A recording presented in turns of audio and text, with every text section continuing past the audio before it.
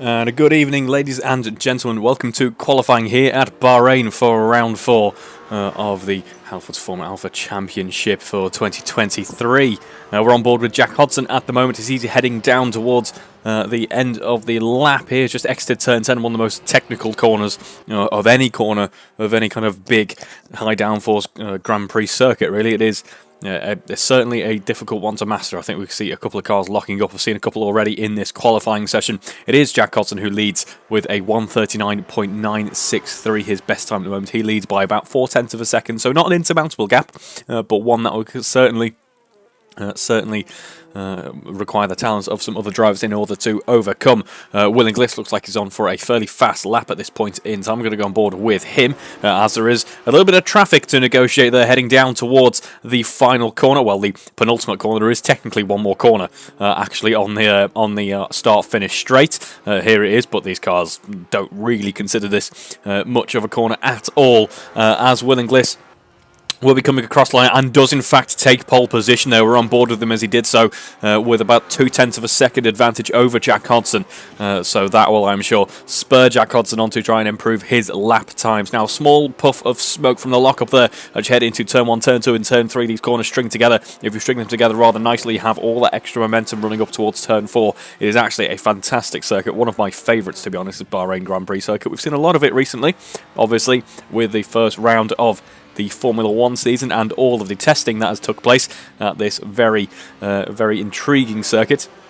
It certainly will deliver, I think, this evening. Some interesting traits as we've talked about with the high track temperatures. Now, some drivers are actually on board in their cars running at dusk, I believe. It was a bit of a technical feat to get it going by the looks of things.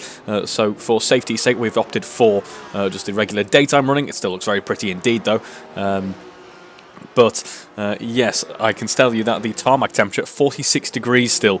So very hot here, the tarmac, of course, although it's not too grippy, as Will Inglis, we see, has some traffic to negotiate. Not too grippy, this tarmac, because it is a very old surface. It actually dates back to the circuit's opening in 2004.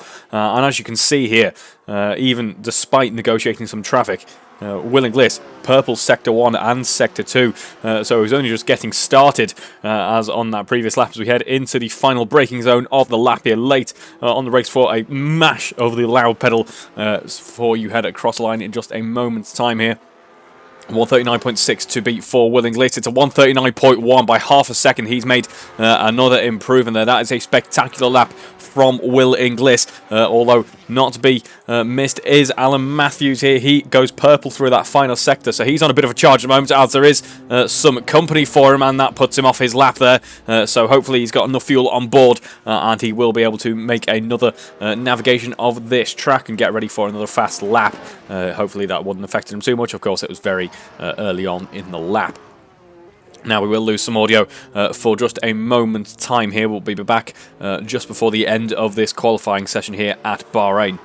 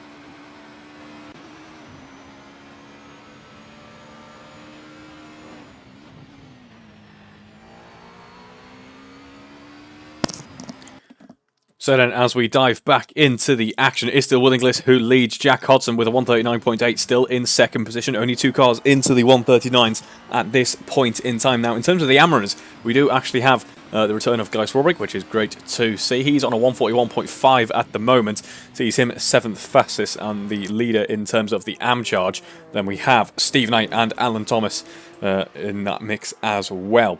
Everyone, of course, on the soft compound tyre here in qualifying, although this is a relatively high abrasion circuit. So the drivers will have to, especially with the temperatures as well, I imagine drivers will have to watch out to make sure that they aren't bullying their tyres too much throughout the race distance. Now we go on board there. I believe Alan Thomas has had a small issue on the start-finish straight, and I wouldn't consider that a small issue. I think that was a fairly dramatic incident, unfortunately, for Alan. He's got some front wing damage for his troubles as well. That won't help his qualifying charge at this point in time. I'll tell you who's having a great qualifying charge, though. It is Will Inglis once again. As we go on board with him, he's currently still on pole position, of course, and is looking to improve that time as well. He goes purple through the second sector. That isn't enough, though, to make the difference here. It's still at 139.196. Sees him on provisional pole at this point in time.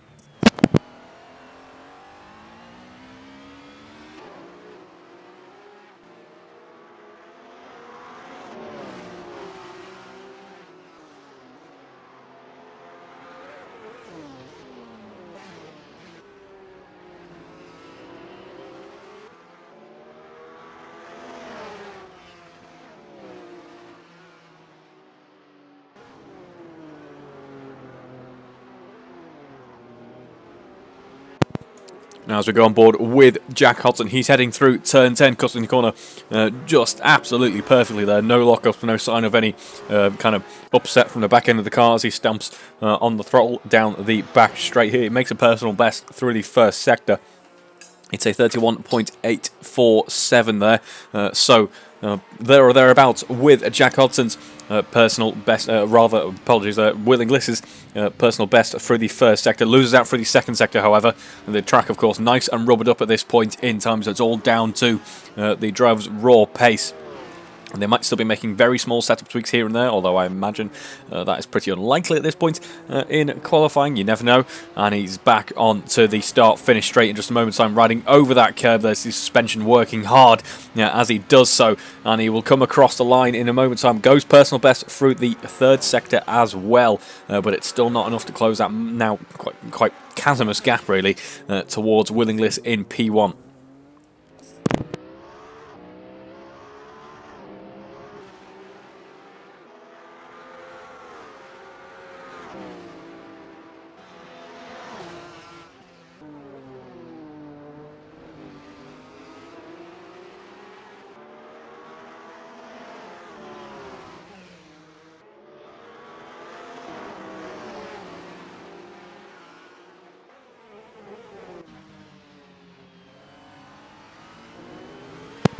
And what a shame for Jack Hodson. He's just gone personal best through the first sector at 31.5. That is a purple sector as well, but has unfortunately encountered some traffic. That's really affected his flow on this lap here. I think he's going to abandon this attempt.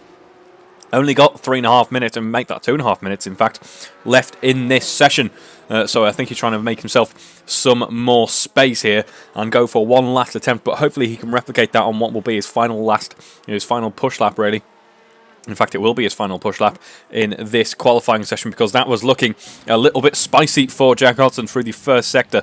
He's now got the penultimate straight to negotiate before he can get another quick lap in. There's still some traffic in front of him. Will that gap be enough, though? Will he be able to get one last clean lap in? Will he be able to match that purple sector 1 that he posted on that previous lap with a little bit of extra tyre wear and heat for his troubles? Of course, the fuel load will be lighter, but that's not necessarily a good thing, depending on how much fuel he's got on board the car. Alan Matthews, meanwhile, getting very close indeed to Jack Hodson's time there, an 8.63 in comparison to 8.44 through the 39s there for both drivers. A small lock-up into turn 1, and as we head through to turn 2, a little bit wide on the exit of turn 2, bouncing over those curbs. Let's see how that affects the run up towards turn 4 here.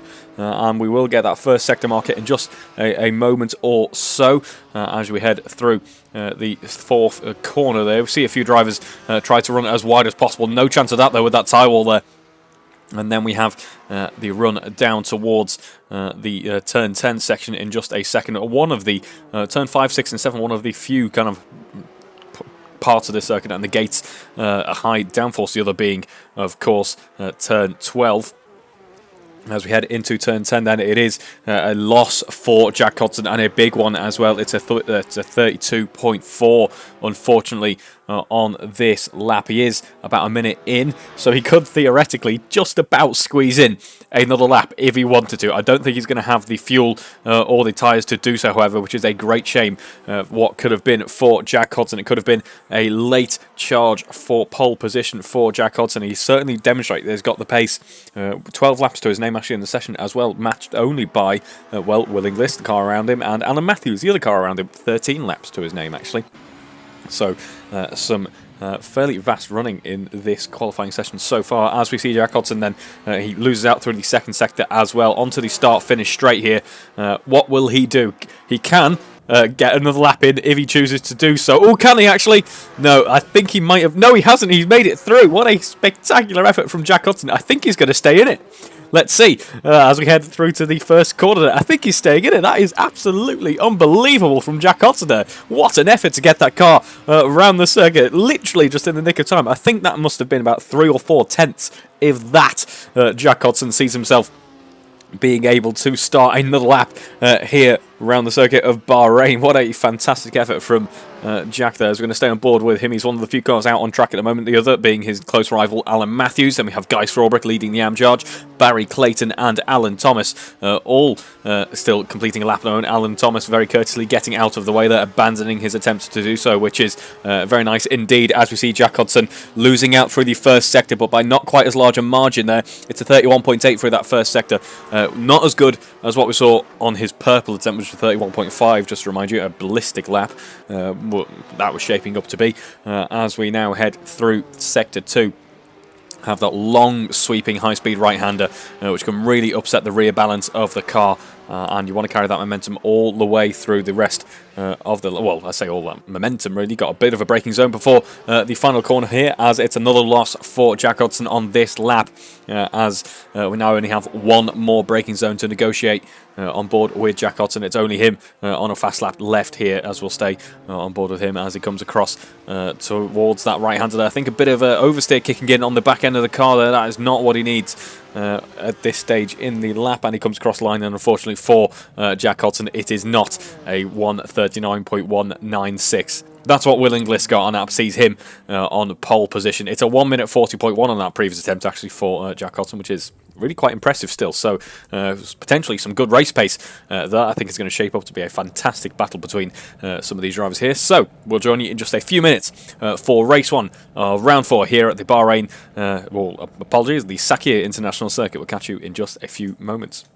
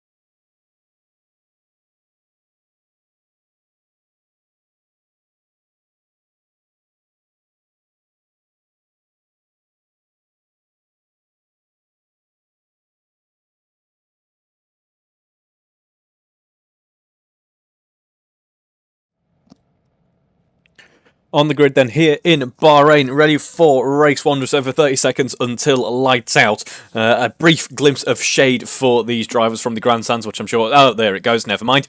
Which I was about to say, I'm sure they are much appreciating. It's blistering out there. It's 35 degrees, 46 degree track temperature, so drivers will be watching out on those slick tyres. Yeah, I'm sure it will shape up to be a fantastic race here. It is Will Inglis and Jack Hudson will be battling it out on the front row here.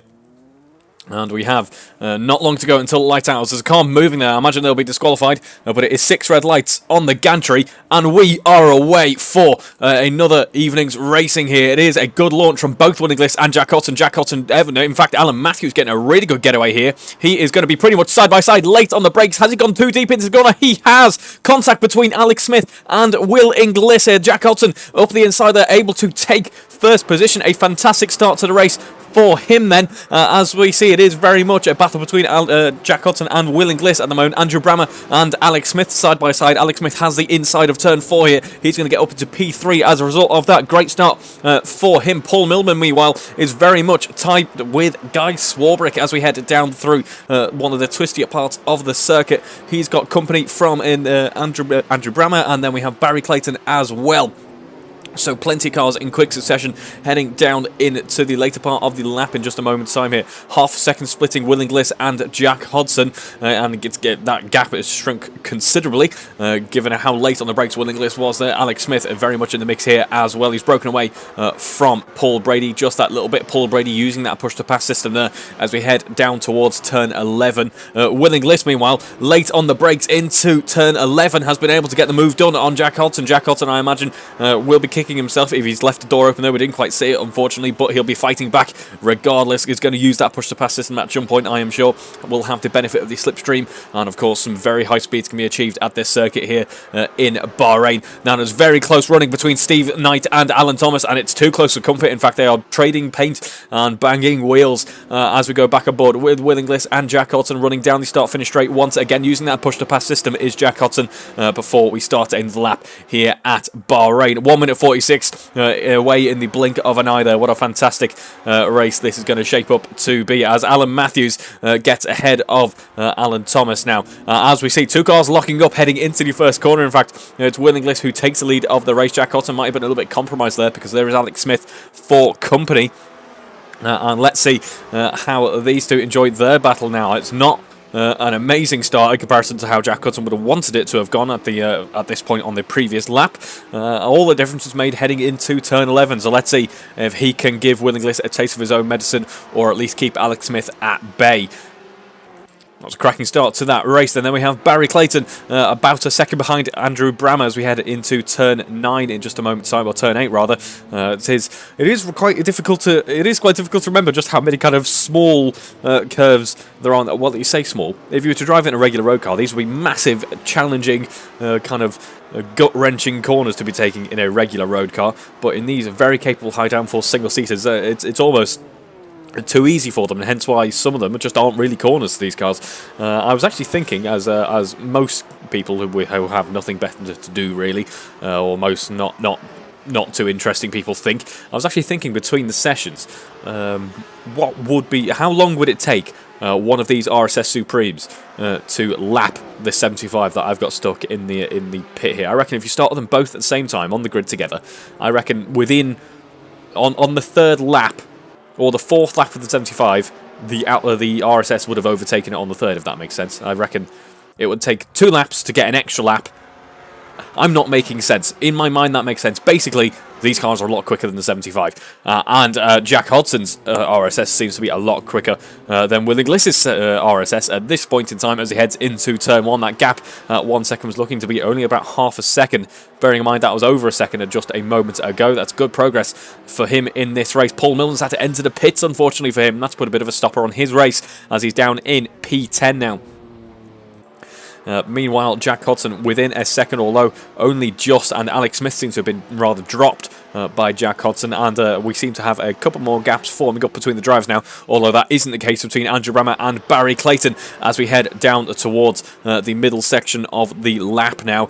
Barry Clayton in that neon luminescent RSS Supreme is all over the rear wing of Andrew Brammer in just a moment's time if he keeps this pace up. Let's have a look at what that pace is on the previous lap then for Barry Clayton. It was a 1 minute 42.4, and for Andrew Brammer a 1 minute 42.6, so these two running quite close together, but the advantage certainly in Barry Clayton's favour at this moment. Let's see how that is maintained. Of course, everyone in the RSS season runs the same compound of tyre, so it's only really differences in setup. Maybe, you know, you've got to preserve fuel a little bit, or you do have just some fundamentally different aero packages and talent that can separate these drivers now on track. As we have Andrew Brammer actually running a little bit wide on the exit of the penultimate corner. Oh, well, sorry, it's actually the third to last corner again. The curse of Bahrain strikes, and that has allowed Barry Clayton to catch up by a rather substantial margin now as we head down the long start-finish straight. Once again, they are in fact side by side. Who's going to be on that push-to-pass system then as we head down towards turn 1? No one is. They might have already deployed it earlier on in the lap, or they're waiting for further into this lap to deploy it late on the brakes. Andrew Brammer is able to defend his position rather well and keeps Barry Clayton behind for just 1 moment more. Let's see if he can carry on that for the rest of this race. Meanwhile, Willingliss is trying his best to walk away with it. He's currently sat at about a 2-second delta, so certainly not insurmountable, but he's setting purple sector after purple sector. He set purple sectors in 1 and 2 on the previous lap, and has just done it again through 1 on this lap. So we'll stay with him and see how he negotiates 1 more lap. Or will we, though? I've told a lie. It's going to be Andrew Brammer and Barry Clayton once again, as apologies, one of my graphics has crept up there and is now actually sunk a bit, but it is Andrew Brammer and Barry Clayton as we head down towards turn 10, and yeah, it's looking rather close between these two now. It's about 0.2 of a second separating them as we run on the back straight once again, or one of the many straights on this high-speed Bahrain circuit. It'll be interesting actually to see the Sakir layout, which is of course the effective NASCAR circuit. The F1 cars posting sub 1 minute laps. It'd be interesting to see what these RSS Supremes can do. Meanwhile, Paul Brady has got ahead of Alex Smith. I'm not sure if that is owing to just raw pace, or if that is an issue in Alex Smith's world there. I think that might have been something going awry with Alex Smith's race, because that gap is already looking rather large at about 2 seconds. I like saying rather is the word of the choice this evening, apparently. As we go back on board with Andrew Brammer and Barry Clayton once again, as they are getting very close indeed. Only a 10th separating them now. Barry Clayton benefiting from that slipstream rather substantially. There is the word rather once again. But on the push to pass system, we see Andrew Brammer is able to keep him at bay for this for 1 more moment here as we head into turn 1. A lock up on all 4 wheels, in fact, for Andrew Brammer, which is not something you see all too often, so he must be really deep, really late on those brakes. He will have to watch out, because not only will his tyres turn into squares, but I'm sure he'll be feeling the physical effects of that if he's having to really stomp on the brakes for another good few laps here at Bahrain. Meanwhile, in the AM running, it is Alan Thomas who leads the AM charge at this point in time, doing a great job in 8th on the road. His current lap times about the one. Well, he's predicted a 1:46 at this moment, which is a great lap. As we have, he'll have some competition in the form of he's pretty much neck and neck with his AM runners, leading that AM charge. Of course, he comes across the line. That's his best lap of the race so far, and is in a fairly comfortable position at this point in time. It must be said. He's got kind of no other cars to worry about, so he doesn't have to defend from anyone. He's not going to try and overdo it maybe and trying to push towards someone, although I would think it would be beneficial for him to have someone to kind of follow. It can really help a driver if you have a marker in front of you effectively, although I'm sure I've been keeping tabs. He's had plenty of practice so far he's been putting the effort in really for this upcoming round. On the technical side as well, as a couple of other drivers have.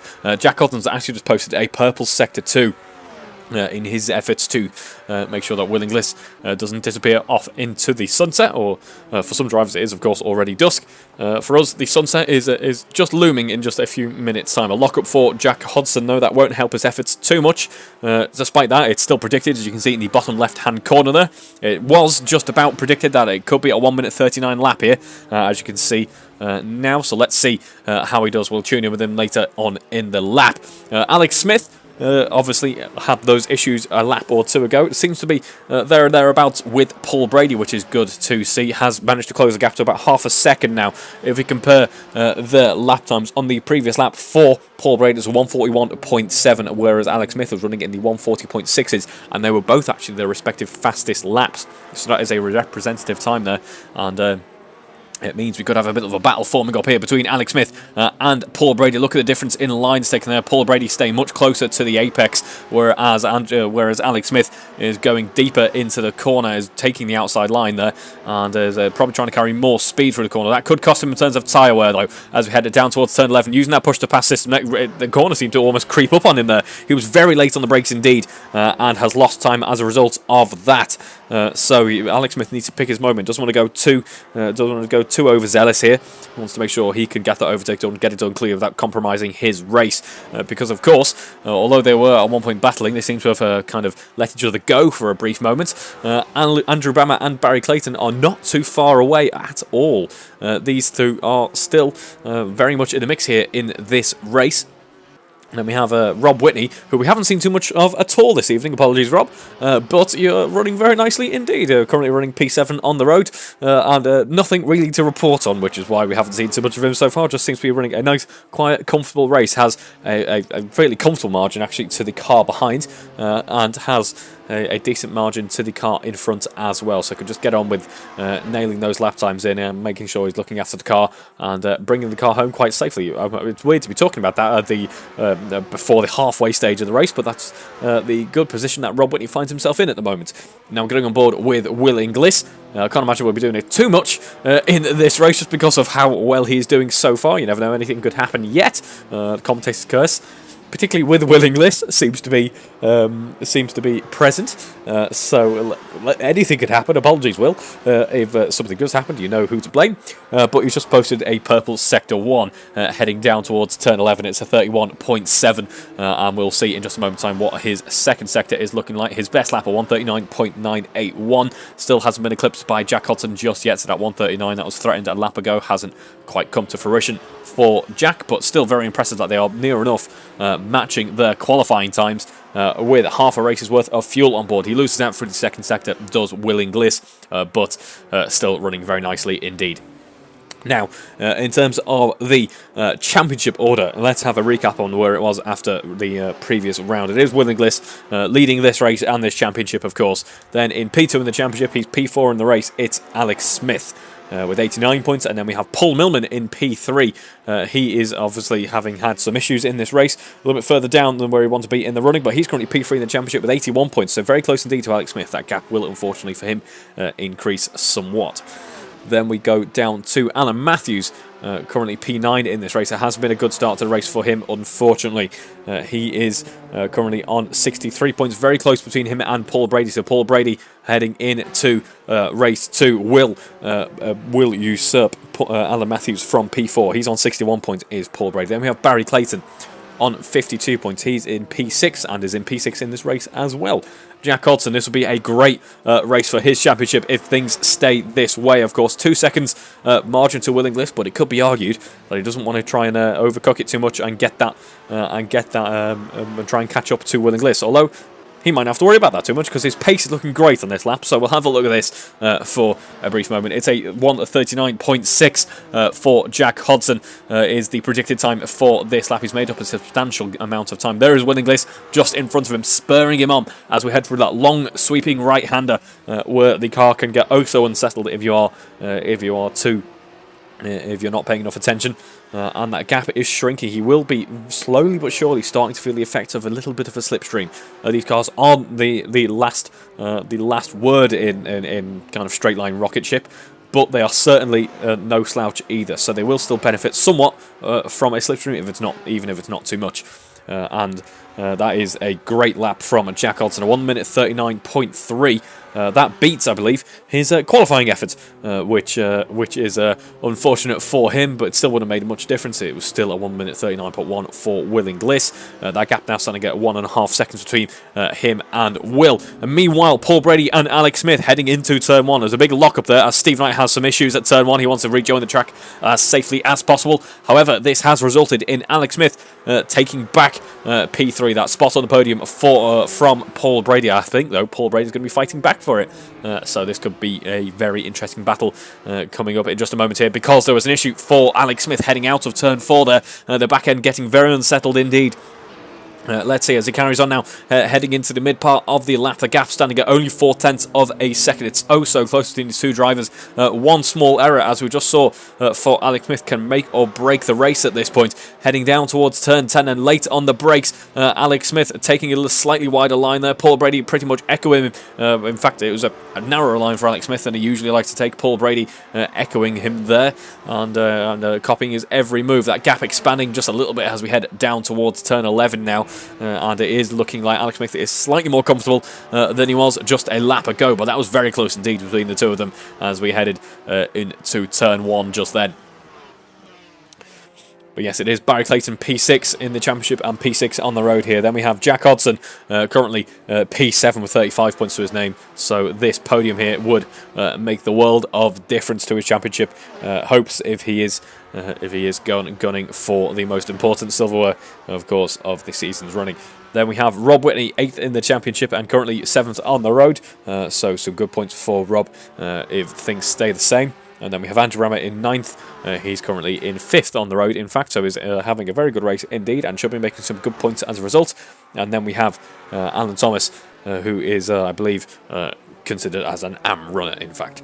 In terms of the AM running, then, it is Guy Swarbrick who leads the AM charge at this point in time, 130 points to his name, very close between him and Steve Knight. Steve Knight on 115 points, so only 15 points between them. Then we have Alan Thomas on 57, so an AM race victory, which is, I was about to say, as things are currently looking. However, Alan Thomas, unfortunately, looks to be having to retire, or at least take a bit of a break from this session, which is a great shame. It was looking like it could have been a very comfortable AM race victory here, but he's going to have to wait a little bit longer for that accolade.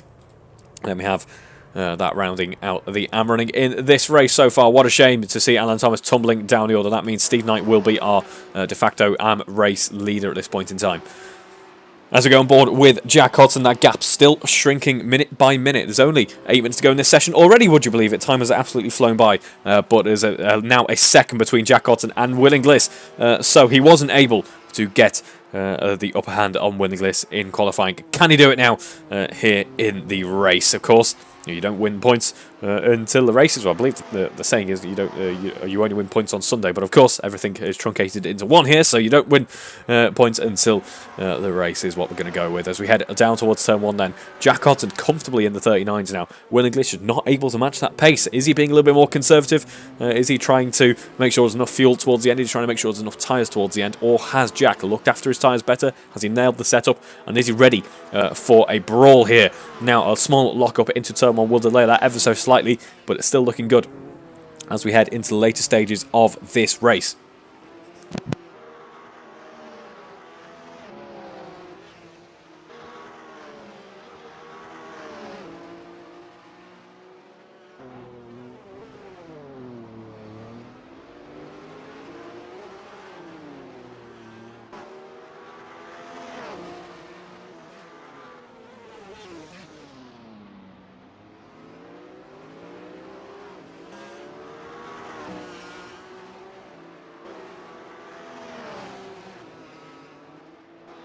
Meanwhile, further down the order, it is the battle between Andrew Brammer and Barry Clayton, which has been up and down, on and off throughout the race, really. It's currently in a bit of a lull now. Its gap standing at about 1.5 seconds, but it's been an excellent demonstration of some racecraft here between these two drivers, as they are keeping that gap very consistent indeed. They aren't affecting their own races too much. They aren't kind of taking any unnecessary risks, and they'll be, if nothing else changes, coming home with some good points.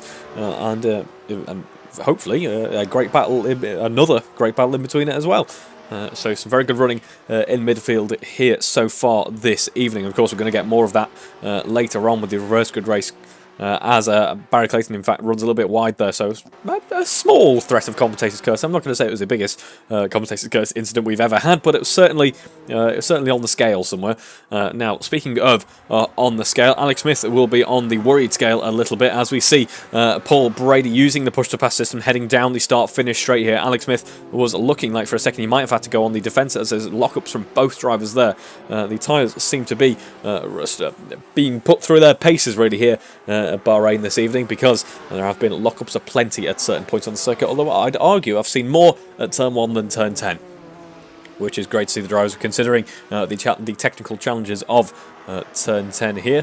Unfortunately, the tyres have been put through it at turn 1 because, of course, it is such a high energy zone. Your car is decreasing from the highest speed part of the entire circuit to one of the lowest, in fact, third lowest, no, second lowest, in fact, of the entire circuit, maybe third.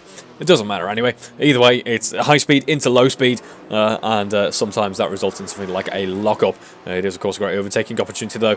Not that Paul Brady's going to need. That one is going to need the one into turn 11 here, as he's looking to go late on the brakes up the inside. Can he do so? No, he's going to have to wait a little bit later for that next attempt.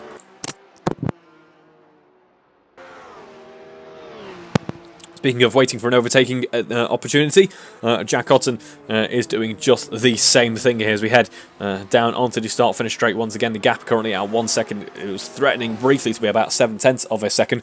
Paul Brady, actually, we should just give mention to, a bit of a tangent here, has just posted a purple Sector 1, so he's looked after his tyres rather well, and that should be, there's the word, rather once again, and that should be a cause for concern for Alex Smith as we head down the start-finish straight once again, because in his efforts to push towards him, Paul Brady just set a blistering Sector 1.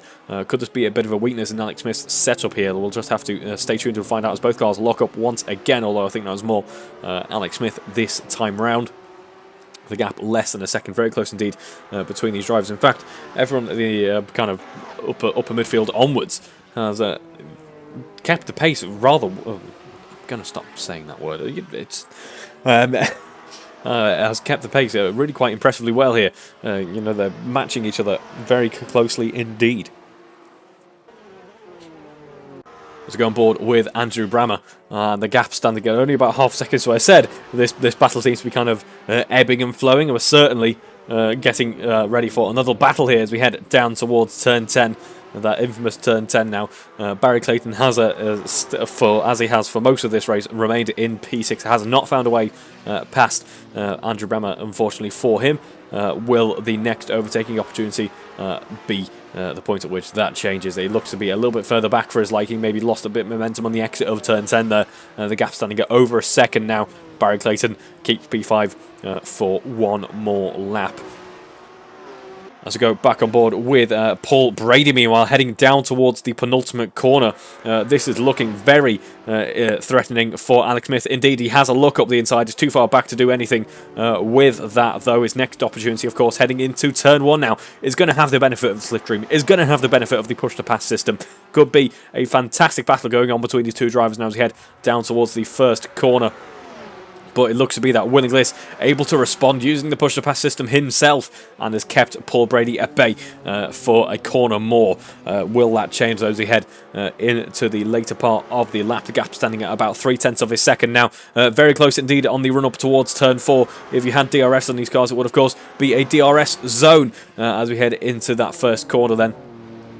And a small puff of smoke from both cars as they wring everything out of those tyres to try and make the car get round the corner as quickly as possible. Only 3/4 of a second at most, maybe, between these two cars. And I would just like to point out, Will Inglis has responded to that charge from Jack Hudson behind. Is now setting the purple Sector 1's his best lap at 1:39.981. And he'll be looking to smash that, I am sure. Jack Hudson still holding the fastest lap of this race, of course. And it is still, I'm quite shocked given how close this battle has been for so long. Alex Smith P3, Paul Brady P4 with less than 2 minutes on the timer now. Not to be outdone, however, as we do keep one eye on what is going on between Alex and Paul. A very close battle between Barry Clayton and Andrew Brammer is presenting itself once again. The gap standing at about half a second at this point in time. That is, of course, expanding and contracting based on where they are on the circuit. And very close indeed between these two drivers now as the gap expands slightly. Looks to be that Andrew Brammer's car potentially a little bit more comfortable than higher speed stuff because the gap seems to be shrinking. That could be owing to aerodynamic setup. Of course, the high-speed corners like a little bit more downforce, but as soon as you get onto the straights, Barry Clayton seems to be able to catch right back up here as we have a look at the speed trap times. I am completely wrong. Utterly, entirely wrong. Andrew Brammer posts a 289 km/h time or speed through the speed trap, and Barry Clayton a 284 km/h. So ignore everything I just said. The gap now standing at about 1 second. The gap much closer between Paul Brady and Alex Smith as we have less than 1 minute left on the timer now. Will Inglis is slowly but surely breaking away from the pack here. We're going to keep an eye on him, see where he is navigating, where he is managing himself around this track. He's currently heading down towards turn 11 and is looking quite comfortable as he does so. Meanwhile, in the AM running, it is Steve Knight who leads the AM race, of course, as Paul Brady has an issue there at turn 10, going wide as well. That might put an end to their battle so late on as well. What a shame after they've enjoyed such a dramatic race. But I still have Andrew Brammer and Barry Clayton for company and for entertainment as well as we head down towards turn 11. The timer is just about to hit 0, so we are on the penultimate lap now as things stand.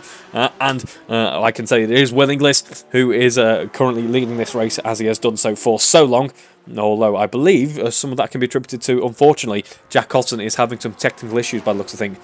His ping seems to have dropped off quite substantially and is getting about a second's lag, so the fact that he's brought the car home while negotiating that, it is a shame to see his efforts in this race potentially thwarted by that, because it could have been a battle for the ages between these two front runners who have done so well so far this weekend. We might stay on board though with Will Inglis with one cautionary glance at Andrew Brammer and Barry Clayton as they head into turn 1. The gap looking closer and closer, but there is, I can't believe how wrong I was, Andrew Brammer just able to break away down those straights as we go back on board with Will Inglis. Now 6 seconds to the car behind, the gap only expanding due to some issues on board Jack Hodson's car. It has been just such a brilliant execution of this race here for the first half of the racing action here at Bahrain. Will Inglis looking very comfortable indeed, demonstrating why he's leading the championship so far. He appears to have much better luck in the single-seaters than he does in the touring cars, that is for sure, as we head into the final sector now, and Will Inglis will be very happy with how things have gone.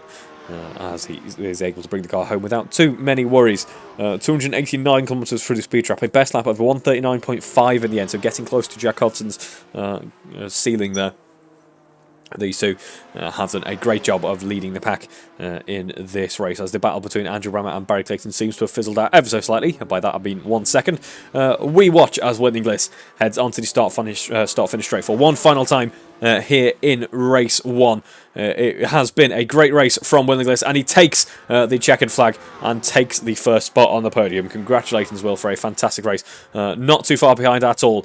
Jack Hodson comes home in P2. Commiserations and congratulations, Jack, for despite the issues you've been facing towards the end of the race, you've still brought the car home in good condition and with a good result as well. And then rounding out the podium after a very close battle indeed, and after trading positions with Andrew Brammer, Paul Brady rather, it is Alex Smith who comes home to round out the podium and take P3. Congratulations, Paul, for a fantastic race as well. Paul Brady P4, Andrew Brammer P5, and Barry Clayton P6 in the end, as we see Alan Thomas classified P12 there.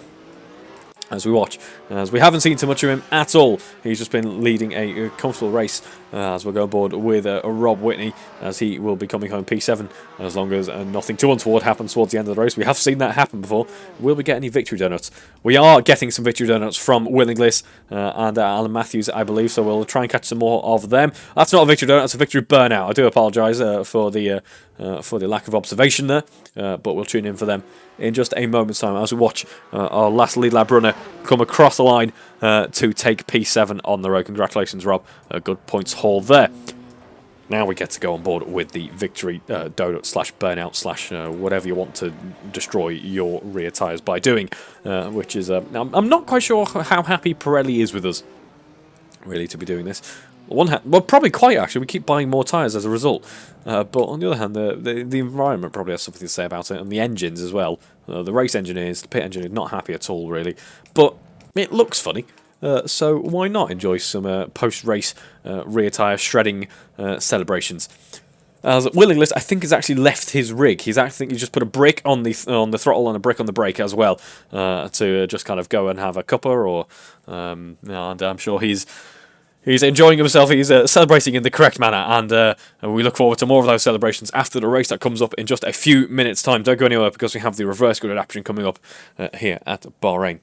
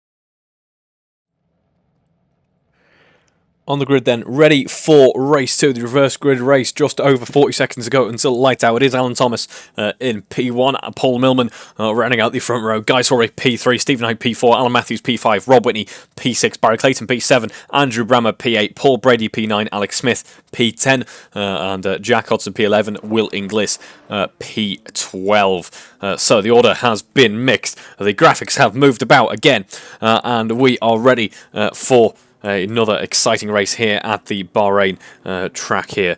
Yeah, it'll be great to see how those fast front runners from race 1 work their way up through the field, and how those are afforded opportunity to run at the front, manage to negotiate that, as we have 6 red lights on the gantry, and we are away. Good launch for Paul Millman there in P2, as he is now side by side with Alan Thomas as we head down towards turn 1. Alan Thomas recovering that launch, so Guy Swarbrick, another good launch in fact.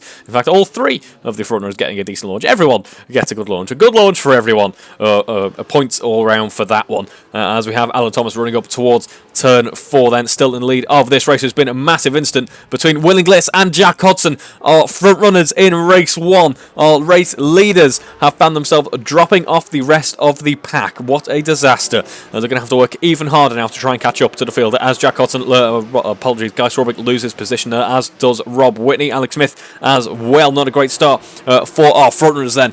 So this is certainly going to mix up the order as Alan Thomas goes a little bit wide there, losing time as a result. Now side by side with Paul Millman. Paul Millman has had a fantastic start in this race so far. Alan Thomas are able to get back on track and recover it as we're all going to head down into turn 10. Can we keep the noses clean, as it is Guy Swarbrick who goes a little bit wider and unfortunately lost positions as a result. Alan Thomas, Alan Matthews rather, up into P3.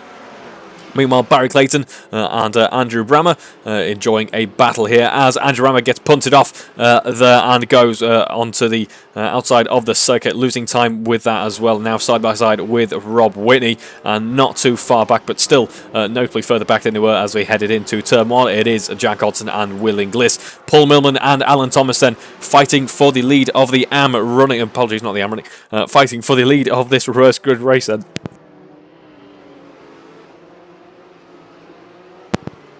As we have now Alan Matthews and Alan Thomas. The battle of the Allens going on here, side by side, running down the start-finish straight. And it is Alan Matthews who wins out this time round.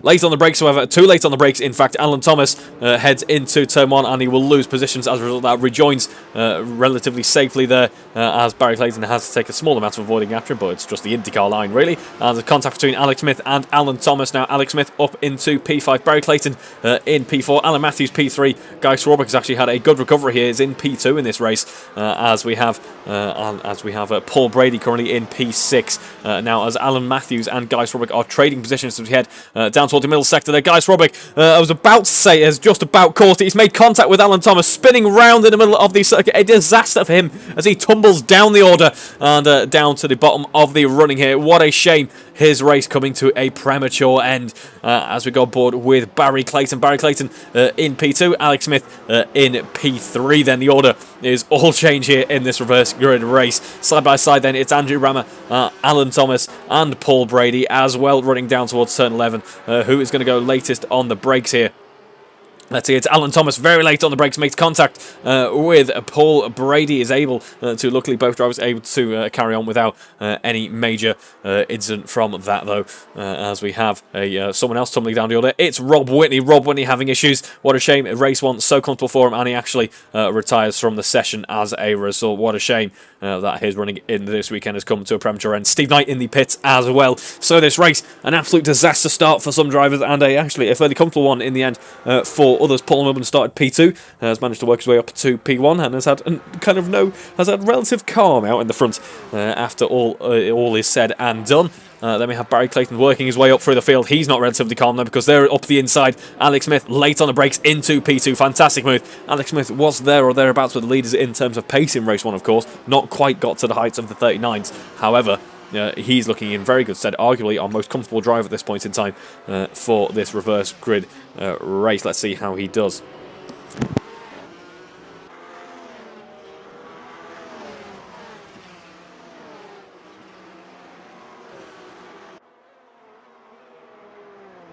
On board then with Barry Clayton as we head down through Sector 2. It is Alex Smith in P2 at this point in time.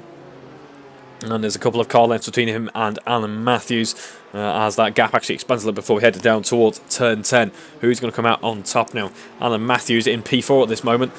He is still very much in the mix, as is Paul Brady. Paul Brady has a good pace underneath him as well. It's all to play for some of these front runners then. I think settling somewhat in comparison to the very start of the race. And that is blessed relief for some drivers, that is for sure. As there's a gap of about a second now between Alex Smith and Paul Millman. Alex Smith very quickly indeed catching up and working his way through the pack now. On that previous lap, it was a 1 minute 43.6 for Alex Smith compared to Paul Millman's 1 minute 43.9. But you've got to remember that Alex Smith was battling as he was setting those times as well. So we might get a bit more of a representative one here. And as you can see in that predicted, the bottom left-hand corner, 1 minute 41.3 as things stand. And we're about to have that answer in just a moment's time. It was 1 minute 41.4 in the end, actually, so it was ever so slightly optimistic.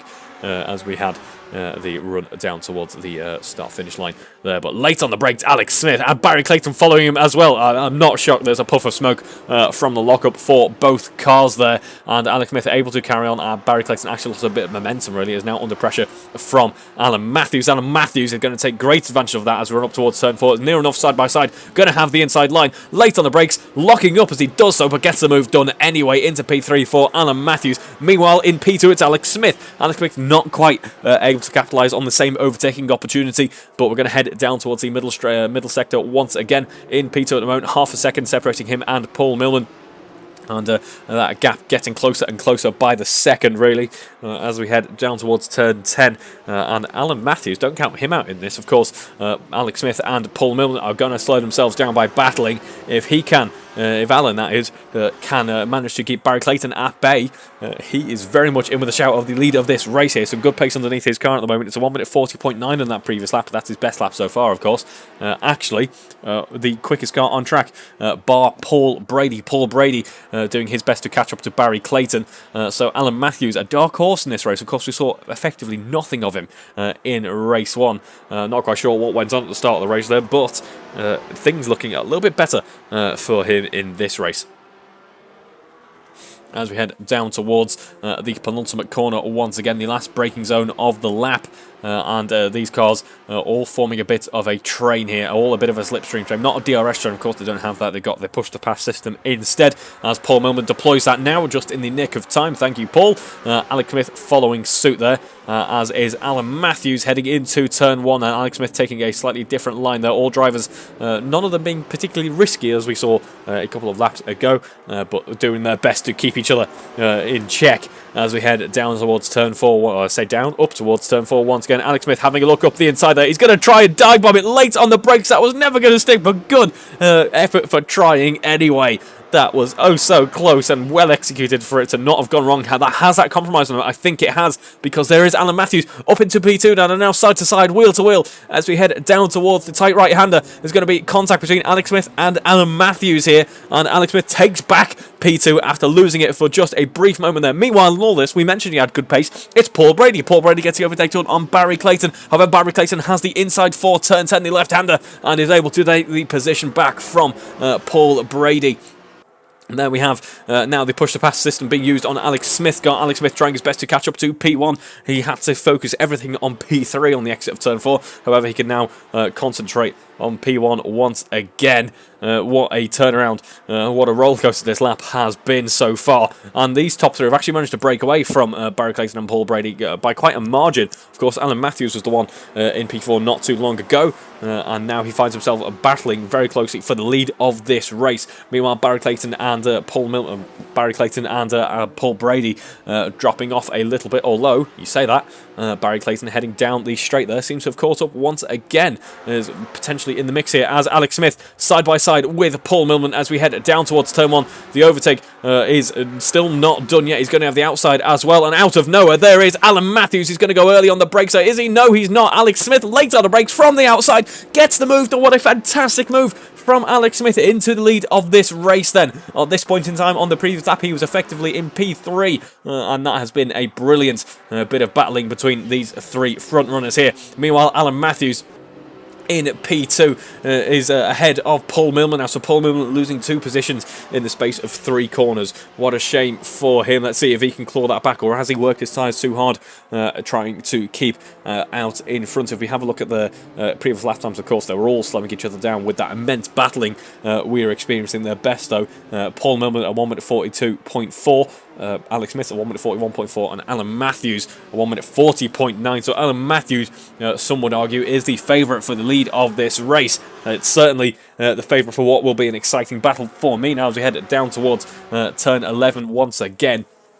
Only half a second separating these drivers now. What a fantastic battle it's been at the front end of the field. And this is the perfect time, I think, to have a look at the championship standings. It is Will Inglis, rather, who extends his championship lead to 146 points now. As we are not going to look at that, we're going to look at the pace that Alan Matthews has, as he's now side by side heading down towards the penultimate corner once again. Has the inside, but can he go late on the brakes? Can he force Alex Smith wide? He can. but they are still side by side because, of course, you don't lose too much time with these massive runoff areas. Alex Smith is actually able to extend his lead ever so slightly as we start the next lap of the race. No, he's not. They're side by side, banging wheels together. It's going to be Alan Matthews with the inside of turn 1 this time round. However, who can go later on the brakes? Alex Smith was latest on the brakes and is able to defend from the outside. Fantastic move once again. It's a trick he's tried already in this race, and he's going to try it once again to keep Alan Matthews behind, and it's worked well. Will it work this time now? Heading up into turn 4. We'll just have to wait and see. It's going to be Alex Smith who has the inside line here, late on the brakes, and is able to keep Alan Matthews at bay. Alan Matthews making contact, actually, side by side, has the inside for this corner, and has managed to get the overtake done this time round. I think, though, Alex Smith is going to be fighting back for it once again. Meanwhile, Paul Millman under threat now from Barry Clayton. Barry Clayton himself potentially under threat from Paul Brady, and all of this battling has slowed him down. You remember Jack Hodgson, the guy who was in P2 and setting the fastest lap of the race? Remember how he had those issues earlier on in race 1? Well, here he is in P6, and it's not too out of the question, really, when you consider he's only a couple of seconds off Paul Brady, who himself is only a couple of tenths off P4 now, as Alex Smith heading into turn 11, late on the brakes up the inside, I presume, is able to get P1 once again. It's not too out of the question, however, with Jack Cotton catching up to Barry Clayton as Paul Brady gets the overtake done on Barry Clayton now. It's not too out of the question that we could see Jack Cotton in the mix for the lead of this race. We are not yet at the halfway point, and he is setting some very impressive lap times indeed, in the low 141s, so thereabouts with the leaders. In fact, at this point in time, quicker than the leaders. It's not too out of the question that with some good, clean racing, and if there are any issues at the front end of the field, he could be in the lead of this race, as Alan Matthews, heading down that start-finish straight, is able to get the overtake done once again. Now, will Alex Smith try some heroics into turn 1? Yes, he will! Late on the brakes up the inside. That very nearly worked for him. However, it compromises exit too much, I think. And there we have him conceding the position to Alan Matthews. I think that's a little bit more cut and dry than it was last time round. He's lost a lot of time on the exit of turn 2 there, and all of a sudden Alex Smith is now leading a 4-way battle for P2 as Paul Millman has a look up the inside there. Is going to force Alex Smith wide potentially. The gap was left for him, and it is very close indeed between these 4 front runners here, as Alan Matthews now has been afforded the golden opportunity to break away with the lead of this race, as there is Paul Brady looking up the inside of Barry Clayton. No, in fact, that's Paul Millman he's looking up the inside of there, as he's going to have potentially another crack at it heading into turn 10. Can he do the move that Fernando Alonso was able to do on Lewis Hamilton? That was a fantastic move if didn't catch the F1 Grand Prix, in which case, what were you watching instead? What was more important than the first round, the season opener? Rather saved, I thought, somewhat by Fernando Alonso in terms of excitement, as we have Paul Millman having a brief look up the inside there on Alex. Oh, there's massive contact there. Oh, the back end stepping out on Alex Smith's car. Either way, big crash. Where's Paul Millman gone? He's vanished. Paul Millman has, like magic. Do you do parties, Paul? Because that was spectacular. Anyway, Paul Brady, in all of this, was P5 just a moment ago. Now finds himself in P2, a 5-second margin between him and the leader of this race.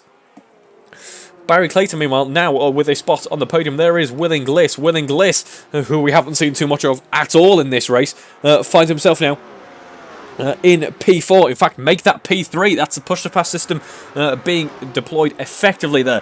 And now, Willing Gliss, after again having issues at the start of this race, finds himself now in P3. We haven't seen too much of him at all, but in the final 10 minutes, we could have a resurgence. The resurgence, which doesn't appear to be come to fruition for Jack Hodgson. Jack Hodgson finds himself in P7 all of a sudden, which is a great shame. But Paul Brady has really benefited well from all his battling and chaos going on at the front end of the field. Finds himself now in P2. Meanwhile, Willing Gliss in P3 in the 140s, just like Paul Brady as well. So these two, the two fastest cars on track at this point in time, are going to be getting ready and poised for a battle in just a moment's time, which I am oh so looking forward to. But while we have hopefully, just for the sake of keeping up with the championship, a very slight lull. Very, very slight lull. I will come up with a graphic. I will try and deploy a graphic into the game. It will take some work and take a little bit of time, but we'll try and deploy a graphic at some point which gives us live championship standing, so that you don't have to take so much time away from the race to have a look at the championship standings. But it is Willing Gliss who extends his championship lead after race 1, 146 points in P1. Alex Smith in P2 then, 104 points to his name. He is currently not in P2, he's currently in P6. After losing out somewhat to Andrew Rammer and Barry Clayton. Then we have Paul Millman in P3 with 83 points. Paul Brady in P4 with 73 points. So this will be a great race for Paul Brady. Then we have Alan Matthews P5 with 67 points, Barry Clayton P6 with 60, and Jack Hodson P7 with 53 points. So it's very close indeed in the mid-pack of this race. Then we have Rob Whitney P8 32 points, Andrew Rammer P9 28 points. Then we have Guy Swarbrick leading the AM charge 148 points, but here is Will Inglis having a look for a brief moment late on the brakes at Paul Brady. Got very close indeed there, and there was Barry Clayton in the mix as well. He's been rather brought forward into this battle for P2 here. It's a little bit more comfortable than the battle that we had for P1, but still very close running indeed. It is Guy Swarbrick 148 points to Stephen Knight's 140. Then we have Alan Thomas 72 and Jack Hodson classified as 40, but he's of course now a pro runner. So the gap then about 0.4 of a second between Paul Brady and Will Inglis, and then of course only about 0.5 of a second at certain points between Will Inglis and Barry Clayton. So certainly all to play for still for P2 in this race. All of this chaos has allowed Alan Matthews to build a slightly more comfortable gap, although 4 seconds certainly not insurmountable at this point. On that previous lap it was a 1 minute 41.2. Has he worked his tyres a little bit hard in order to try and work his way through the order? It's always a fine line between your race pace and your 1 lap pace. A circuit which actually kind of extenuates that difference more than any other I can think of. Really, Bahrain is really quite dramatic in how those two those two types of running are differentiated, which is why it is probably, or at least probably part of the reason as to why it's a choice for testing. As we have some blistering track temperatures still, of course, here in race 2. 47 degrees now on the tarmac, so that won't be helping tyre life too much. But Barry Clayton is doing his best to try and keep up with Will Inglis and Paul Brady, who are enjoying a battle as we head into turn 1, because he's setting purple sectors with Barry Clayton. But that doesn't matter, because up the inside, Will Inglis late on the brakes into turn 1. Compromised his exit, though. He briefly saw P2 was going to have to settle for P3, though. The back end, much as it did for Alex Smith, actually, the back end stepping out ever so slightly on the exit of turn 2, and that cost him on the run up towards turn 4. Paul Brady back in P2 then. All of this battling is bringing Barry Clayton into play once again, and he is very much within a shout here. Meanwhile, further down the order, it is Alex Smith and Andrew Brammer. Alex Smith has had a bit of a tumble back down towards P6, and not where he'd want to be, that is for sure, but still could be on for a decent battle here in this race. Not too far behind at all is Jack Hodson.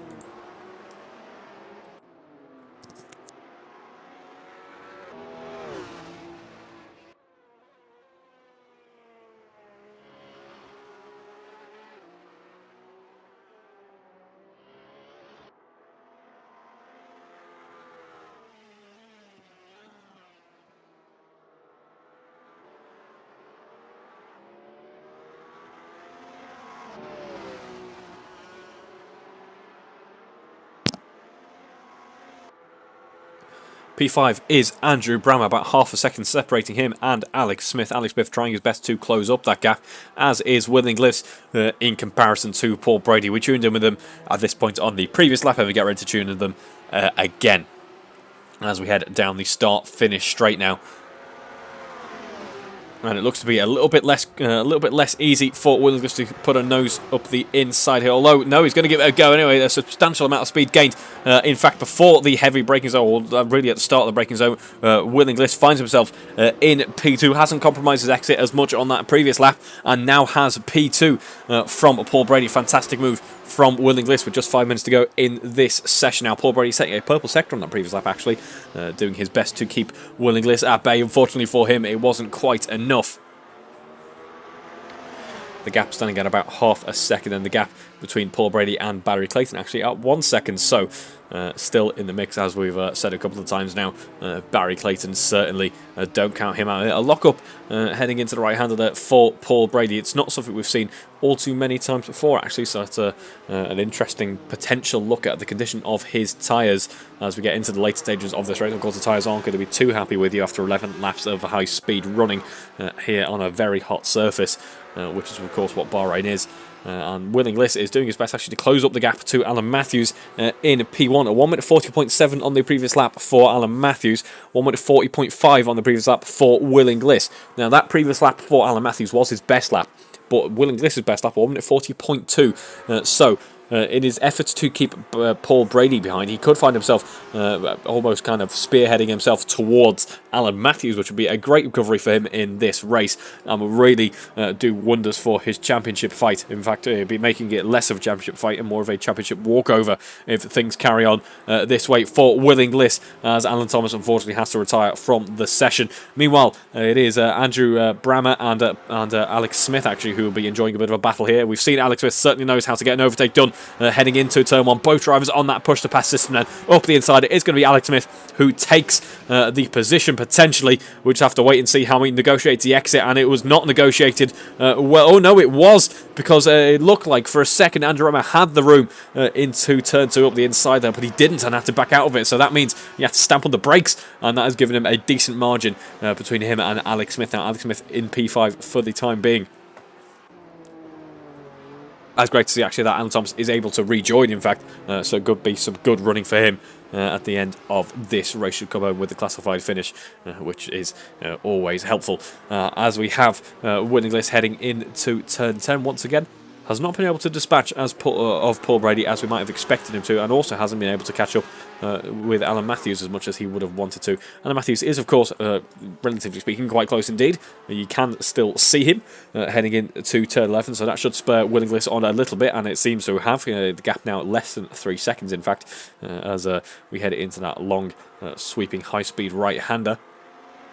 And Will Inglis will be looking to close that gap. We've got 3 minutes left in this race, so there's still a good couple of laps to go just yet, and he can use those to try and gain some time on Alan Matthews. Although the battle we're looking at the moment was going to be Jack Hodson and Paul Brady, although it looks to be Jack Hodson has some traffic to negotiate. Apologies, no, it's not Paul Brady, it's Andrew Brammer.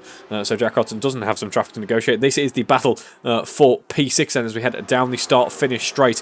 Who is going to use that push-to-pass system, and where are they going to use it? They're both going to use it at exactly the same time as we head across the line once again to start another lap with these two cars. I think Paul Brady had an issue on that previous lap, which has allowed Jack Hodson to catch back up by quite a substantial margin. As there's a big incident here between, who was that? That is Andrew Brammer and Alex Smith involved in now, and Alex Smith has had a bit of a disaster of a race here. That was relatively high speed heading into the tight turn 1 there, and Alex Smith down in P7 now. Not what he would have wanted in this race. That has helped Jack Hodson out immensely. Now Jack Hodson finds himself in P5 in the running. Great turnaround in fortunes for him. Still not the result he would have wanted, of course. Had the pace to take the lead of the race at one point in race 1 and was running in P2 comfortably. I'm sure he'll be kicking himself with a P5, but still some good points on the board regardless. We've seen his already massive recovery in the championship after the good result from race 1, so a few more points certainly will not go unwanted here in race 2. And there's still a very small gap indeed between Will Inglis and Paul Brady, as Will Inglis has not been able to dispatch of Paul Brady as he would have wanted to. Cannot focus his sights really on Alan Matthews at this point. Has to focus his sights much more on the car behind, because Paul Brady made half a second on Will Inglis on that previous lap. So very impressive pace indeed, given how late on we are. Everyone in the low 140s still, so the management in this race and the racecraft has been top-notch all weekend, really. The driver's doing a very good job indeed of looking after the car and making sure it is raceable and ready to enjoy some good battling here in Bahrain, and that certainly has been the case so far, as we are now only less than a minute left on the timer. Alan Matthews will be heading up towards turn 4, which means this is the penultimate lap of this race. And what a race it has been. The battling now currently all going on between P2 and P3. At one point it was pretty much a 5-way battle for the lead of this race, maybe a 6-way battle at one point, but however things fizzling out a little bit here, and still a good battle going on for a podium scoring position. What has happened in Jack Hodson's world here? He's dropped down to P7. What a shame for him. Andrew Brammer up into P5. Alex Smith in P6 then, so they've recovered from their previous incident. However, they've not had the recovery that they would have wanted. Unfortunately have lost a bit of time owing to that earlier issue, as we wait and see as Alan Matthews actually, yes, is of course the penultimate lap of this race, heading into turn 11 with about a 4-second delta, so that gap is still expanding lap by lap, as Alex Smith getting very close indeed at one point to Andrew Brammer. Not going to be able to get the overtake done from here though. And we'll have to wait for another opportunity. And this one might be the next one to present itself as we head up towards turn 11. The gap actually expanding once again. I think Andrew has a bit of a rocket ship in a straight line, although not to be outdone. Remember how we were saying that Barry Clayton was a little bit slower for his speed trap. 293 kilometres an hour for his speed trap this time in this race for Barry Clayton. Paul Millman, nearly 300 k's an hour. Very impressive pace indeed from Paul Millman's car there. Obviously a difference in setup. As we are now on the final lap with Alan Matthews. Sorry, I went a bit Officer Crabtree there for you, Alan. But we are on board with Alan Matthews once again as he starts the final lap of this race. There in the background are the guys battling out for P2 here. It's a three-way battle for P2. The gap is a little bit wider between Paul. Apologies, no, that is some lap traffic. Apologies for that one. It is Alex Smith and Andrew Rammett enjoying a battle. Then we have Paul Brady and Will Inglis enjoying a battle as well. So let's see how they negotiate that traffic at this point in the race. They shouldn't hopefully have to worry about it too much, although Paul Brady has a better run down towards turn 10 here. Can he get a move done up the inside heading into turn 10, or will it be defended well enough by Will Inglis? There is Barry Clayton very much in the mix here for P3 potentially. This battle is going to go right onto the bitter end, I think, as now it's side by side between Will Inglis and Paul Brady as we head down towards turn 11. Of course, we're keeping a cursory glance upon Alan Matthews, but there's Paul Brady up into P2, a move that's been threatened for so long in this race. Now finally done with Paul Brady into the second spot, onto the second spot of the podium. And we never know, Barry Clayton could soon be in the mix as well, or will it be? Because there's banging wheels now between Will Inglis and Paul Brady. It's going to be, in fact, three wide for these drivers as they head down towards the final corner. Alan Matthews has headed down towards the final corner. Barry Clayton all of a sudden up into P2, but it is Alan Matthews who crosses the line to take the race to victory, and it is Paul Brady after all that who's managed to work his way, apologies, no, it's Barry Clayton's managed to work his way up into P2. Will come home with P2. Paul Brady rounds out the podium. Will Inglis comes home P4. What a fantastic battle for the second spot on the podium towards the end of that race there. Then we're going to have Alex Smith coming home to take P5 in the end. Andrew Brammer rather come home P6. Jack Hudson will come home P7. Paul Millman classified P8. And then we have a little while for the rest of the runners here. But we have some victory donuts from Alan Matthews. There we are. Some very stylish donuts from him and Paul Brady as well. As we have Will Inglis taking part as well. Or is he going for the burnout strategy? We'll just have to wait and see. Oh, we're going for a victory figure of 8. I'm liking the way that the guys are changing things up, trying some new techniques. Very interesting indeed. As we have Guy Robert will be taking the AM race victory, and then we have Steve Knight coming home in a moment's time, and then Alan Thomas will be finishing his running before the next race. He's in the pits, in fact. As we have some more victory donuts from Alan Matthews then. Great donuts. A solid 8 out of 10 for donuts there, Alan Matthews. Do we have any more donuts on track? No. Oh, no, we do. It's Jack Hudson with some donuts as well. Jack Hudson's car always seems to have a knack for destroying its rear tyres pretty much immediately. He always seems to end up with a massive puncture. And now Alan Matthews has joined in on that one as well. Guy Swarbrick, I think, is getting in on the action. Celebrate his AM race victory, of course. And then we have Steve Knight just using the runoff area to come to a stop here. Then we have some more victory notes from Jack Hudson. We could be here for some time, but they are some good victory notes around what has been a good evening's racing as well. So I hope you've enjoyed watching as much as I've enjoyed commentating, and we'll catch you. Unfortunately, I won't catch you next week for the next round of the touring car running, because I'll be doing some in-person commentary, and that will be, unfortunately, a time clash, and I won't be able to make that one event, but don't worry, I shall be back in a fortnight's time for round 5 of the Formula Alpha Championship. So thank you very much for tuning in, and good night.